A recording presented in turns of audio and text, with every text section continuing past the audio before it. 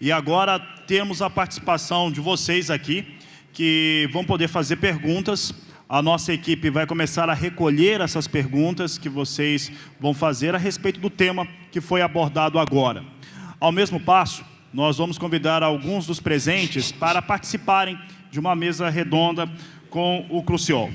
Então, eu convido agora para participar conosco e subir até aqui ao palco o Bernardo Kenapic para participar conosco, o Dr. Éder Martins, por favor, e o Rogério Vian também subam ao palco. Miriam, por favor, também. Bom, podemos continuar recolhendo as perguntas. Só gostaria que, quando fossem feitas, que direcionasse a alguns dos convidados. Eu vou fazer as perguntas que estão chegando agora, e aí vocês se manifestem a quem quer responder. A aplicação do silício no solo pode segurar o desenvolvimento dos micro-organismos nas raízes? Pergunta feita por um dos presentes. Quem gostaria de responder? É segurar ou estimular? O silício ele funciona como estimulador da microbiota. Agora, ele também controla os micro-organismos, né? Tem vários trabalhos mostrando que ele controla micro-organismos fitopatogênicos, né? Então, ele estimula a microbiota, vamos dizer assim, do bem e reduz a microbiota do mal, né? Tem vários trabalhos mostrando isso daí, principalmente no Japão, enfim, no Canadá, mostrando isso. Deixa eu só fazer um comentário aqui adicional, porque depende da forma de silício que você vai colocar, né? Então, tem muitas rochas silicáticas que são ricas, muito ricas em silício, mas a disponibilidade é muito baixa. Eu não sei qual que ele está comentando, a pergunta, mas silicatos, né, silicatos de cálcio e magnésio e rochas silicáticas, inclusive também, como o Cruciol mostrou, os dunitos, né, serpentinitos, são excelentes fontes de silício. Fazendo outra pergunta, então. Sabemos que o pó de rocha é formado por moléculas. Gostaria de saber se dentro dessas moléculas, após formadas, há bactérias dentro ou suprimidas dentro do composto? Pergunta do Gabriel. Cada mineral tem um comportamento diferente. Ele tem sua composição química e a sua estrutura. E isso em relação ao comportamento com a biota, muda. E o que é importante é que cada mineral desse tem uma associação com micro-organismos já na própria pedreira, a partir da própria pedreira. Então, existem estudos, vários tipos de estudos e alguns preliminares que a gente está desenvolvendo, mostrando que cada pó de rocha tem a sua associação microbiológica. A gente pode falar que existe um microbioma de cada rocha. E é o seguinte, eu posso ter a mesma rocha em ambientes diferentes, vão dar microbiomas diferentes por causa das condições ambientais que aquela rocha está. Então, na realidade, nós não estamos entregando só, quando tem um pó de rocha, não entrega só os minerais. Existem micro-organismos que estão indo juntos. Não sabemos nada do que acontece efetivamente com esses micro-organismos, mas os primeiros estudos mostram que são todos funcionais. São esses promotores de crescimento, são alguns que controlam, são micro-organismos que controlam patógenos, são de barreira de física para proteção de plantas, tem vários micro-organismos que estão associados a essas rochas. E, então, na realidade, geralmente, os efeitos que nós estamos observando são todos benéficos para a interação com as plantas, na risosfera das plantas. E como o Cruciol mostrou, quer dizer, as plantas elas emitem esses exudatos e quando têm um contato com esses minerais, existe um recrutamento de micro-organismos. E o trabalho que foi desenvolvido na tese da Miriam mostrou que existem diferenças importantes de micro-organismos que são benéficos no ciclo do nitrogênio, né, fósforo. Então, na realidade, o processo ele é um processo que está recriando a formação do solo e com a interação com as raízes das plantas. Então, de uma forma bastante complexo, mas é isso.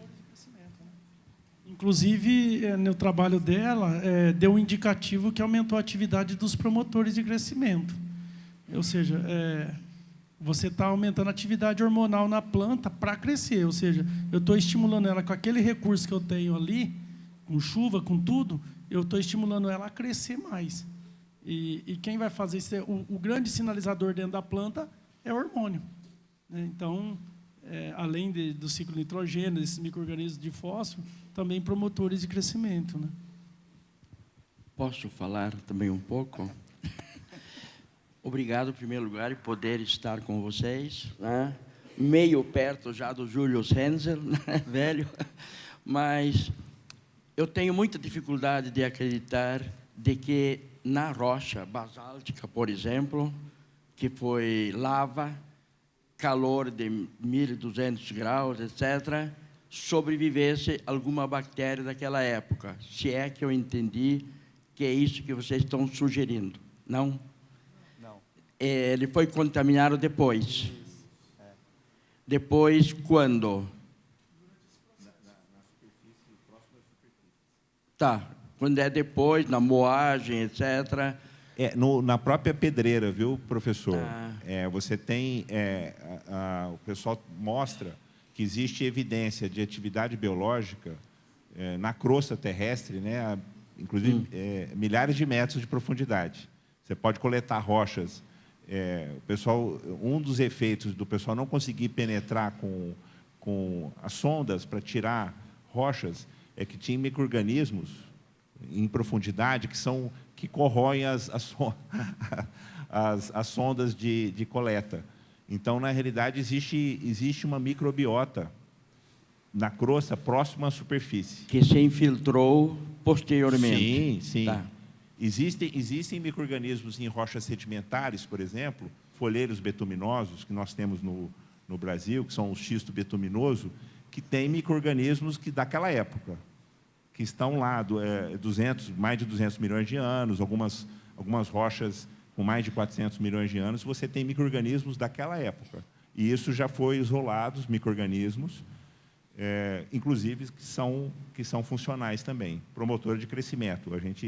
Existe um trabalho na Embrapa que tirou do folheiro betuminoso um micro-organismo que é promotor de crescimento. Tá, obrigado. A gente analisou a diversidade microbiana na rocha basáltica, só que a abundância relativa que tem na rocha não é suficiente para ser comparada, por exemplo, com o solo. Mais alguém? Mais uma pergunta. Tem alguma pesquisa correlacionando fosfato natural com pó de rocha, basalto, ou seja, utilizando os dois em conjunto? Pergunta de Reginaldo, do Paraguai. Bom, pessoal, como os resultados foram surpreendentes, né? E a gente está revendo a nossa vida aqui na Terra. Nós começamos um projeto grande de grãos, né? Focado mais em soja e milho, estudando um manejo totalmente, fornecimento de nitrogênio via fixação, né? Trabalhando com leguminosa nessa rotação. O potássio totalmente vindo de um fonolito, calcário, tá? Calcário, e fosfato natural. Esse projeto começa esse ano, a gente tem grande possibilidade de aprovar um temático grande na FAPESP. Hoje a ciência ela olha diferente, está começando a olhar diferente. Esse é um projeto inovador. Só para vocês terem uma ideia, eu estou com 3 orientados hoje no NIL, que é um centro de excelência em microbiologia na Holanda. E o pessoal da Holanda, os pesquisadores, eles têm muito interesse nessa linha de trabalho E, inclusive, é o seguinte, uma coisa que a gente não tem avaliado, qualidade do produto final. Qual a qualidade do grão dessa soja, do milho?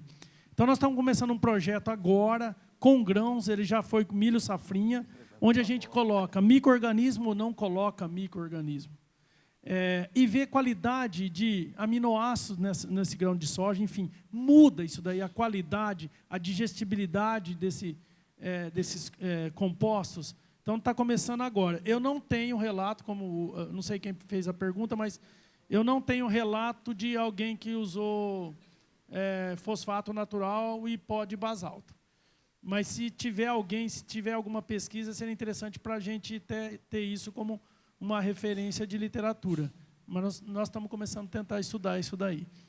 A priori, o primeiro ano, já começamos com milho safrinha, os resultados têm sido bem promissores. Daqui um pouco o pessoal vai achar que eu sou aqueles ilusionistas, sabe? Porque começa... É impressionante. Deixa eu fazer uma pergunta, Cruciol, para você em relação a esse manejo que vocês estão testando. Por exemplo, o fonolito, ele tem bastante potássio, mas tem também bastante sódio.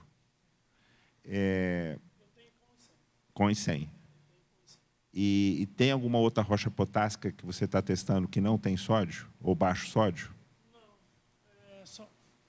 Não, a gente só tem trabalhado com fonolito.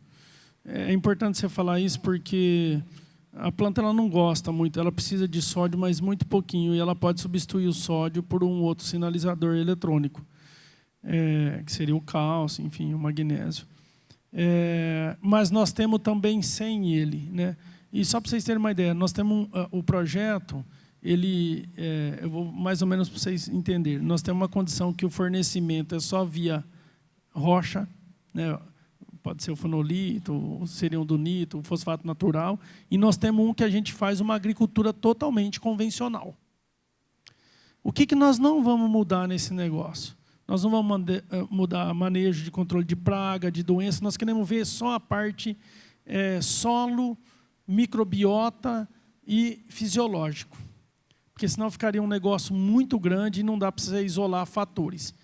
E uma coisa importante que a gente está fazendo nisso era o seguinte, todos esses manejos a gente tem com e sem colocar micro-organismos. Inoculação de micro-organismo. E com e sem braquiária no sistema.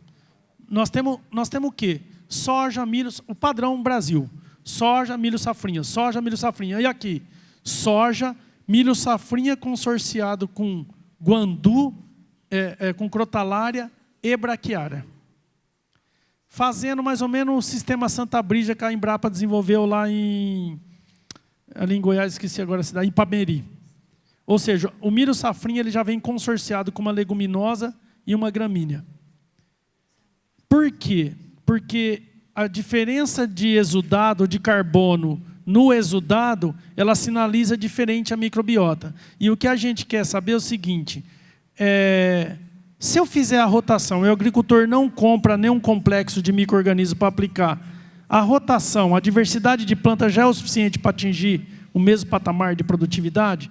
E eu tenho combinações de, olha, aqui eu só estou usando fosfato solúvel, mas eu tenho o fonolito para potássio. Eu tenho aqui KCl, mas a minha fonte é o fosfato natural. Eu tenho várias combinações, mas a grosso modo seria um manejo com fertilizantes totalmente convencionais, fertilizantes alternativos, eu aplico metade micro-organismo ou não, e ainda dentro dessa metade ou eu faço milho safrinha consorciado com 3 espécies ou não. A gente quer entender isso. Por quê? Porque vai funcionar como uma sinalização diferente para a microbiota e também a gente vai afetar solubilidade de nutrientes, mas, por outro lado, também uma coisa importante. Eu posso estar reduzindo por lixiviação, perdas de nutrientes por lixiviação, porque está muito solúvel. Então, o que está envolvido nesse projeto? Começou esse ano. Toda a parte de emissão de gases de efeito estufa, toda a parte de balanço de carbono, sequestro de carbono e qualidade da matéria orgânica, toda a parte de física e armazenamento de água do solo e depois toda a parte de planta, fertilidade do solo e toda a parte de planta. A ideia é fazer um projeto, começar agora e até eu aposentasse. Né? Então, tem uma pergunta aqui do Reginaldo, ele é do Paraguai. Ele fala, qual a dificuldade de interrelacionar setores da pesquisa dentro das universidades, para trabalhar juntos? Por exemplo, unir fertilidade, biologia, fisiologia, pesquisar soluções de forma conjunta. Crucial, Éder. Adorei essa pergunta, que ela é super fácil de responder, viu? Eu acho que a geração que vem vindo hoje, ela é um pouco diferente. Eu acho que a geração mais antiga é uma geração que tudo foi conquistado com muita briga, muita força, e dentro disso daí existe um orgulho, uma vaidade muito grande. Então é difícil, né? Porque o outro foi chefe de departamento. Então existe uma série de rusgas, né? E aí isso daí limita essa interação. Você quer ver um exemplo de interação que não existia e já foi um grande passo no Brasil? Foi quando criou-se o FertBio. Antigamente no Brasil só existia o Congresso Brasileiro de Fertilidade do Solo, ou a Reunião Brasileira de Fertilidade do Solo e Nutrição de Plantas, e a Reunião Brasileira de Biologia, Microbiologia e Biologia do Solo. Chegou um ponto que, no final dos anos 90 para os anos 2000, enxergou que as duas áreas precisavam tentar conversar, porque algumas coisas não explicavam nem um lado nem o outro. Esse já foi um passo que já aconteceu há mais, dando quase 20 anos, já foi um passo de integração. E agora a microbiologia no Brasil ela virou moda, assim como no mundo, porque evoluiu demais os equipamentos. Então hoje está se entrando muito, só para vocês terem uma ideia, há 3 anos atrás eu não tinha ninguém no meu grupo que trabalhava com microbiologia do solo. Só que eu sempre, não sei, só sei que é assim, porque a fertilidade não explicava, a fisiologia eu vi que melhorava, mas eu não tinha um argumento. Por que melhorou fisiologicamente a planta? Até que eu fiz uma parceria recente, uma pesquisadora se interessou por uma linha de pesquisa minha, ela veio até o Brasil, lá da Holanda, e nós firmamos uma parceria. Hoje, eu vou estar com 4 orientados lá no NIL, né, trabalhando com microbiologia. Hoje eu estou me interagindo aqui com o grupo do Éder, você está entendendo? A coisa está... E veja bem, já estou entrando, estou lá com Azevedo, envolvendo mineralogia, geologia. Não tem jeito de trabalhar. Se você trabalhar separado, você vai chegar no resultado, você fala assim, eu não consigo publicar porque eu não consigo explicar. Quer dizer, tem que interagir. Né? Está ocorrendo essa mudança devagar, mas ela está ocorrendo. Não sei se por as pessoas estarem se despojando daquilo que eu já falei, ou entendendo que realmente há necessidade de interagir. Você está entendendo? Sabe que uma linha só não explica, você está entendendo? Então, apesar dessa dificuldade, está ocorrendo uma mudança. Tá? O pessoal acha, né, a gente está muito pensando aqui daqui para trás, mas daqui para frente você vai ver que as interações entre pesquisadores, elas vão aumentar. E a cabeça dessa nova geração é diferente. Não tem essas rusgas, essas diferenças, enfim. Entende que é importante essas parcerias. Né? Eu concordo plenamente com o Cruciol. A pesquisa precisa ser realmente de forma integrada. As perguntas são perguntas que, para responder, precisa de conhecimento de várias áreas de pesquisa. E na mesma forma, na Embrapa, a gente ainda separa as coisas em caixinhas. E isso, a Embrapa precisa fazer esse movimento de... a gente tem um grupo dentro da própria Embrapa com várias áreas de pesquisa e realmente não está fazendo essa integração. A gente tem uma programação já para fazer esse tipo de integração, porque quando vai conversar apenas com a linha de pesquisa ligada à fertilidade e nutrição de plantas, começa pela dificuldade do pessoal entender essa linha, né? E toda a parte, por exemplo, de microbiológica, fisiologia de plantas, essa parte de controle de pragas e doenças, e essa parte dos estudos dos recursos regionais, a gente necessita de fazer uma pesquisa que seja integrada. E não só dentro das nossas instituições, né? Nós precisamos trabalhar grupos que são multi-institucionais também, né? E a outra coisa que é fundamental, aqui eu considero que os agricultores, eles também são pesquisadores dessas novos manejos, né? Porque eles fazem tudo de forma integrada no processo produtivo e obtêm o resultado lá que é um grande desafio para a pesquisa entender aquele tipo de resultado. Então, o gás tem uma grande importância, na minha visão, né, uma grande importância na formulação de demanda para a pesquisa, porque o manejo de plantas de cobertura, rotação de culturas, o uso de insumos biológicos, né, e os insumos geológicos, a gente considera que a integração dessa abordagem que a demanda, que o gás pode fazer uma demanda para a pesquisa, né? Eu acho que esse que é o caminho. Só queria colocar uma coisa. Tem um grupo na região de São José do Rio Preto, que eu fiquei um sábado com eles, uma usina. Eles falam hoje, só para vocês verem como que a coisa vem mudando, e aí a ciência ou corre atrás ou vai ficar lá, né? Esse grupo, eles fazem eles chamam de adubação química, uma adubação orgânica, usando resíduo orgânico, e agora eles falam de adubação biológica. Eu fui lá para a gente conversar sobre a aplicação de micro-organismo em vários estágios da cana. Não só no plantio, mas durante as fases de desenvolvimento, fazer uma aplicação de um complexo de micro-organismo na folha da cana. Eles saíram, de 4 anos atrás, eles saíram de uma média de 66 toneladas, e hoje eles já estão com 86 toneladas, a partir do momento que eles começaram a fazer esse tipo. Antes só usava químico, basicamente. Químico, tudo é químico, né? Mas a adubação inorgânica. Passaram para fazer uma adubação orgânica e agora, então, eles fazem uma inorgânica, uma orgânica e uma biológica, né?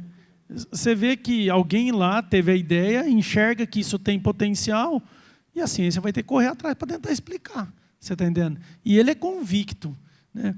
No final, a ciência, nesse aspecto da ciência aplicada, ela tem que fazer o quê? O agricultor tem que ganhar dinheiro. Não adianta você ficar nervoso que aquilo lá o agricultor está fazendo o pó de basalto, ele está ganhando dinheiro. Ele tem que pagar as contas dele. E uma parte do dinheiro que vem para pagar o teu salário, vem lá daquele agricultor que pagou imposto, você está entendendo? Enfim, tem que correr atrás para tentar explicar. Agora, se a ciência corresse atrás e ajudasse a explicar melhor, posicionaria melhor aquele manejo que o agricultor ele criou. E a gente ajustaria melhor isso. É isso que tem que ser. Professor Cruciol, tem várias perguntas aqui para você sobre o custo de produção, a relação do aumento da produtividade e a redução no custo de produção, sobre o poder corretivo do pó de rocha, e tem uma aqui perguntando, ela fala que não, professor, não tem escrito aqui quem fez a pergunta. Temos uma bibliografia referência no tema, muito citada, Pães de Pedra. de um século atrás. A academia está atualizando essas informações com livros atualizados? Teria alguma indicação bibliográfica? A maioria das perguntas não são para mim, são para o Éder, mas eu quero responder um negócio. É o seguinte, nos Estados Unidos existe um baita de um congresso, né? Aqui, né, eu estou surpreso tanto de gente tem aqui. Chama ACRES. Entra nesse congresso. Todo mundo, o fertilizante vem dos Estados Unidos. Não. Existe lá um grupo, mas um grupo extremamente grande, muito mais do que nós temos aqui, mas muito mais, forte, com uma outra linha de ciência, dando todo esse respaldo. Aí, se você quiser, eu tirei um monte de foto de um monte de livro. Para essa pessoa, se ela quiser, eu mando um monte de foto, ela pede para importar esses livros. Essa literatura, ela não tem no Brasil. Você vai nas bibliotecas das faculdades de agronomia, no Brasil não tem nada. Eu tirei, a semana retrasada, eu tirei foto de uma série de livros que uma pessoa teve lá, de Indaiatuba. Eu tirei foto e estou pedindo para a minha biblioteca comprar uma série de livros. Uma série de livros. De coisas, de conhecimento que a gente, nós não tivemos acesso. De uma outra forma de raciocinar, de uma outra linha, né, uma outra ótica, uma outra forma, uma outra ótica de a gente enxergar as coisas. E só top e gente com alta produtividade. Então, nós que estamos mais atrasados nesse aspecto. A maior parte disso daí, desses trabalhos, desses livros, pode ser que não está dentro da academia, porque a academia ela é cartesiana no mundo inteiro. Né, de leste a oeste e de norte ao sul. Mas existe uma mudança geral, principalmente na Europa e algumas universidades americanas. Está mudando isso daí. E está tentando explicar isso. Então, assim, eu tenho uma coleção, bati umas 10 mil fotos aqui de um monte de livro, muito interessante, que já aponta os porquês de alguns resultados, né? Beleza, Cruciol. Só para lembrar, depois a gente vai disponibilizar isso, viu, Cruciol? No nosso site, a gente tem um site e tem o Facebook também, depois a gente pode, se puder repassar para a gente. Isso, os livros, as publicações. Ok. Nossa Senhora, tem pergunta demais aqui, nós estamos com o tempo quase esgotado já, mas tem algumas perguntas aqui que eu selecionei em relação a misturas de pó de rocha, a blends. É o seguinte, a Mira fez só 300 perguntas numa única pergunta, e tem uma pergunta aí que tem que responder, é o Éder. Que acho que uma pergunta era se o pó de rocha ele poderia corrigir a acidez, é isso? Depende, né? Eu acho que sim. Então, esse aí, até eu pedi ajuda para o professor Bernardo, né? Pela experiência que o professor Bernardo tem com especialmente o pó de basalto, né? O pó de basalto, por exemplo, e as rochas ultramáficas, elas modificam o pH, alteram o pH do solo, não na mesma taxa que um calcário. As rochas ultramáficas, elas aumentam o pH consideravelmente, essas que são silicatos de magnésio, mas tem um efeito que é muito importante, que a gente precisa explorar, é a questão do efeito do silício. A reação do silício com o alumínio, ele é diferente do mecanismo do calcário, porque o calcário ele aumenta o pH e precipita o hidróxido de alumínio.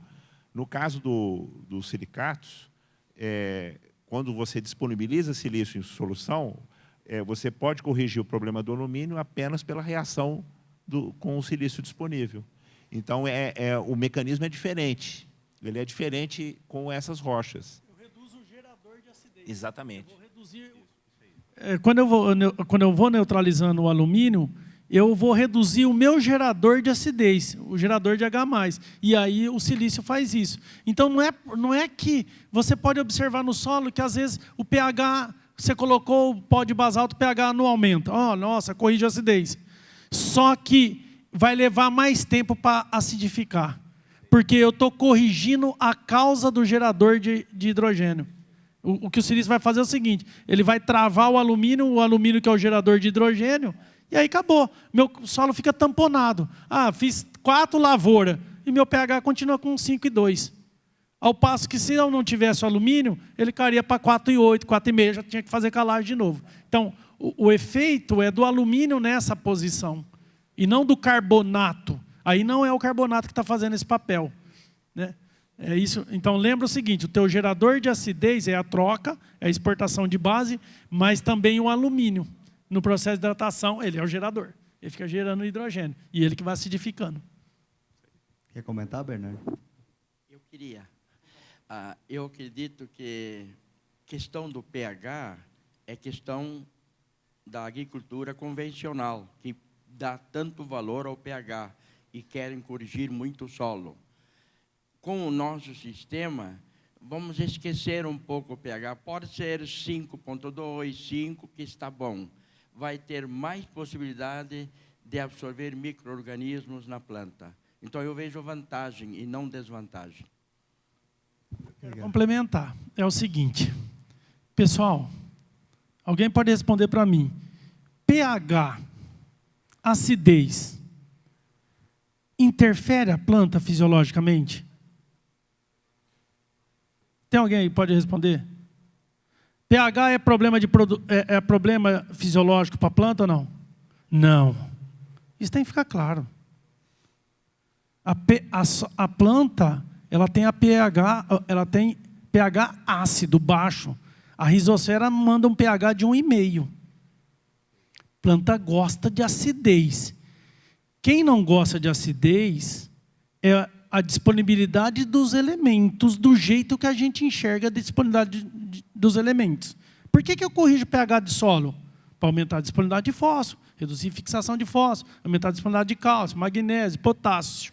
Mas a planta não quer. Ela, o que ela faz? Ela acidifica. O pH do solo está 5,5 e a rizosfera está forçando para baixar para 1,5, para 2.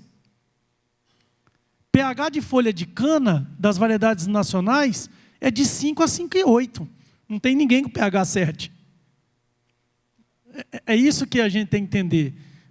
O problema do pH, por que eu corrijo a acidez de solo? Para aumentar a disponibilidade de nutriente. Não por causa da planta. A planta gosta de acidez. Isso tem que ficar claro, porque senão começa a misturar uma coisa com a outra. Aí eu permito, numa situação, nós calibramos tudo de um método convencional. Nós estamos falando de uma outra agricultura que precisaria recalibrar tudo. Isso daí é um longo caminho, mas voltando no que o professor falou, é o seguinte, eu posso trabalhar com pH baixo, não tem problema nenhum. Se eu tenho oferta de todos os nutrientes, acabou. É isso que ela fica fazendo. Você corrige, ela vai lá e acidifica na rizosfera para poder absorver. Ela não consegue absorver se tiver o pH alcalino. Ela não absorve, né? Então gasta muita energia para isso. Tem que ficar muito claro isso aí. Nós corrigimos a acidez de solo para aumentar a disponibilidade de nutriente para ir indiretamente a planta se beneficiar. Mas a planta trabalha com pH extremamente ácido. Isso tem que ficar claro, né? Isso é fisiologia de planta. Isso não mudou ainda nesse planeta, né? Pessoal, infelizmente o tempo acabou. Tem, no mínimo, mais umas 40 perguntas aqui nas duas mãos nossas aqui. A gente queria ouvir o depoimento da Miriam também, um pouco do trabalho dela, mas já estão puxando minha orelha faz um tempo aqui para finalizar. O próximo bloco, a gente vai voltar a falar desse assunto. A gente vai fazer uma mesa redonda com os membros do GAS aqui para falar desse assunto também de pó de rocha. E, Crucial, você não ligou a hora que eu te apresentei o Bernardo Kenaplic? Porque falou eu queria pedir desculpa para o doutor Bernardo. Foi a emoção. Não, a gente, porque lá estava Paraná, né, e eu tinha falado de Santa Catarina e arroz, mas está aqui e assim, é um prazer ver toda essa turma junto hoje, é muito legal. A gente quer te entregar um brinde agora, Crucial, e encerrar esse painel. A gente vai para o coffee break e na volta a gente vai para o outro painel. Muito obrigado. Rogério.